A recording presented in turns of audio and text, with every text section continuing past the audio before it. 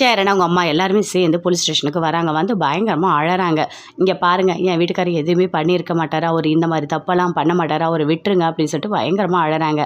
இங்கே பாருங்கம்மா, நீங்கள் சொல்கிறது எல்லாமே எனக்கும் புரியுது. இவர் இந்த மாதிரி தப்பெல்லாம் பண்ணுறவர் இல்லைன்னு எங்களுக்கும் தெரியும். நான் என்ன சொன்னாலும் அவர் கேட்க மாட்டுறாரு. நான் தான் கொலை பண்ணேன்னு சொல்லிட்டுருக்காரு. நீங்கள் போயிட்டு அவர்கிட்ட பேசுங்க. இங்கே என்ன நான் கேஸ் எழுதுறோம் அதுதான் நான் பார்த்துக்கிறேன், அவரை வீட்டுக்கு கூட்டிகிட்டு போங்க அப்படின்னு சொல்லிட்டு போலீஸ் சொல்கிறாங்க. என்னங்க வாங்க வீட்டுக்கு போகலாம் அப்படின்னு சொல்லிட்டு கத்துறாங்க அவங்க ஒய்ஃபு. இல்லை நான் வரல, நான் தான் கொலை பண்ணேன்னு சொல்கிறேன்ல, இவங்க சொல்கிற பேச்செல்லாம் கேட்காதீங்க, நான் என்ன சொல்கிறேனோ அதை மட்டும் கேளுங்க அப்படின்னு சொல்லிட்டு வாத்தியார் சொல்கிறாரு. அதை கேட்டோன்னே ஏன் இப்படி பண்ணுறீங்கப்பா அப்படின்னு சொல்லிட்டு சேரன் பயங்கரமாக அழறாரு. இல்லை என்ன நடந்துச்சு நான் சொல்கிறேன் அப்படின்னு சொல்லிட்டு சேரன் வராரு. வாயை மூடுறான் அப்படின்னு சொல்லிட்டு அப்படி பின்னாடி இழுக்கிறாரு.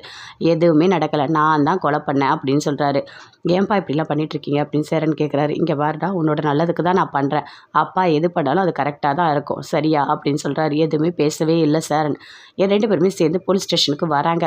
சக்தியும் வேலு 2 பேருமே வந்தவொடனே என்னங்க இங்கே வந்திருக்கோம், எதுக்காக இங்கே வந்திருக்கோம் அப்படின்னு சொல்லிட்டு கேட்குறாங்க. எனக்கும் எதுவுமே தெரியல, வா உள்ளே போய் பார்க்கலாம் அப்படின்னு சொல்லிட்டு வராரு. அப்போ சிவபதி வந்தவொடனே ஒரு பயங்கரமாக கோவப்படுறாரு. என்ன சம்மந்தி நீங்கள் பண்ணி வச்சுருக்கீங்க, வாங்க வீட்டுக்கு போகலாம், இந்த கேஸ்லாம் பார்த்துக்கலாம், ஒன்றும் பெரிய விஷயம் இல்லை, வாங்க போகலாம் அப்படின்னு சொல்லிட்டு கூப்பிடுறாரு. இல்லை நான் வரல அப்படின்னு சொல்கிறாரு. ஏன் எதுக்காக அப்படின்னு சொல்லிட்டு கேட்குறாரு. இல்லை நான் வந்துட்டு நேர்மை எல்லாருக்கும் சொல்லி கொடுத்துருக்கேன், அதை நான் கடைபிடிக்கணும், கண்டிப்பாக நான் வரமாட்டேன், நான் தான் இந்த கொலையை பண்ணேன் அப்படின்னு சொல்கிறாரு. நீங்கள் எதுக்காக இப்படிலாம் பண்ணிகிட்ருக்கீங்க, நீங்கள் பண்ணுற விஷயம் எல்லாருக்கும் ஒரு மாதிரி அவமானமாக இருக்காதா, அசிங்கமாக இருக்காதா, இதெல்லாம் தப்பு தானே அப்படின்னு சிவபதி சொல்கிறாரு. இல்லை நீங்கள் வந்துட்டு என்னை அப்படியே விட்டுருங்க, நீங்கள் போங்க நான் பார்த்துக்கிறேன் அப்படின்னு சொல்கிறாரு. என்ன இவர் இப்படி பேசிகிட்டு இருக்காரு அப்படின்னு சொல்லிட்டு அப்படி சிவபதி பேசிகிட்டே இருக்காரு. அதுக்குள்ளே சக்தி வராங்க. வந்தவொடனே பார்த்துட்டு பயங்கரமாக கத்துறாங்க. அப்பா நீங்கள் என்னப்பா பண்ணிகிட்ருக்கீங்க இங்கே அப்படின்னு சொல்லிட்டு அழறாங்க, தேம்பி அழறாங்க. என்னப்பா நடந்தது அப்படின்னு சொல்லிட்டு. அப்போ நடந்த எல்லாத்தையுமே அவங்க அப்பா சொல்கிறார். இந்த மாதிரி நான் வந்து பிரகாஷை வந்து கொன்னுட்டேன் அப்படின்னு சொல்லிட்டு. என்னப்பா பேசுகிறீங்க, நீங்களா கொண்டுட்டீங்க அப்படின்னு சொல்லிட்டு சக்தி கேட்குறாங்க. ஆமாம்மா, அவன் ரொம்ப பிரச்சனை பண்ணிகிட்டே இருந்தான், நான் எத்தனையோ வாட்டி அவன்கிட்ட சொன்னேன், ரொம்ப கோவம் வந்தாம்மா நான் கொலை பண்ணிட்டேன் அப்படின்னு சொல்கிறாரு. அப்பா நீங்கள் கண்டிப்பாக பண்ணியிருக்க மாட்டீங்கப்பா, இது எல்லாருக்குமே தெரியும்ப்பா அப்படின்னு சொல்கிறாங்க. இல்லைம்மா நான் தான் பண்ணேன் அப்படின்னு சொல்கிறாரு. இங்கே பாருங்கள், நீங்கள் பண்ணுறது ரொம்ப பெரிய தப்பு, என்னோட சம்மந்தி நீங்கள் ஜெயிலில் இருக்கக்கூடாது அப்படின்னு சொல்கிறாரு சிவபதி. இல்லை தயவு செய்து என்னை விட்டுருங்க, என்கிட்ட யாருமே வராதிங்க அப்படின்னு சொல்கிறாரு.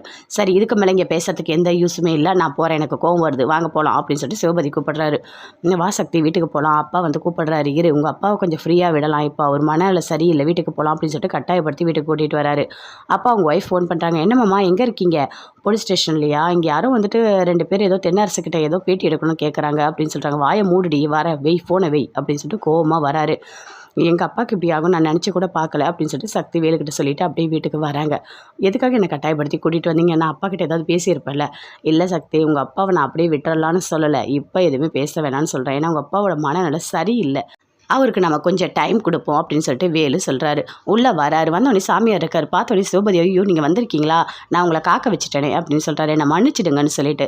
அப்போது இல்லை நான் ஒரு காரணத்தோடு தான் இங்கே வந்திருக்கேன் அப்படின்னு சொல்கிறாரு சாமியார். ஏன் என்னாச்சு அப்படின்னு சிவபதி கேட்குறாரு.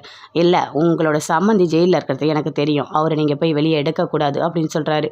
ஏன் அப்படின்னு சிவபதி கேட்குறாரு. இல்லை நீங்கள் இப்போது மந்திரியானா கூட சம்மந்தியாக இருந்தாலும் ஜெயிலில் வந்து கரெக்டாக இருக்காரு, நீங்கள் நல்லவர்னு உலகத்துக்கு தெரியும் அப்படின்னு சாமியார் சொல்கிறாரு. அதை கேட்டோடனே சக்தி வேலு எல்லாருமே பயங்கரமாக ஷாக் ஆகுறாங்க. அப்படியே பார்க்குறாங்க.